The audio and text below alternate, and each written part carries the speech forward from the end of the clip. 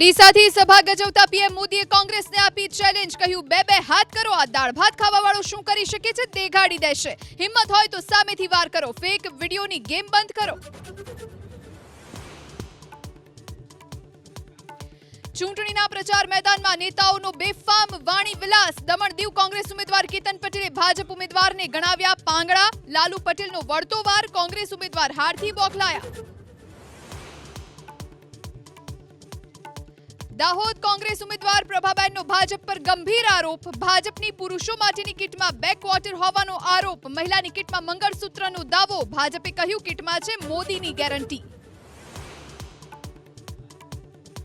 અમેઠી અને રાયબરેલીમાં કોંગ્રેસ ઉમેદવારને લઈ સસ્પેન્સ યથાવત. સૂત્રોના મતે કાલે થઈ શકે છે જાહેરાત. કાલે કર્ણાટકના શિમોગામાં રાહુલ ખડગેની સંયુક્ત રેલી બાદ જાહેરાત સંભવ.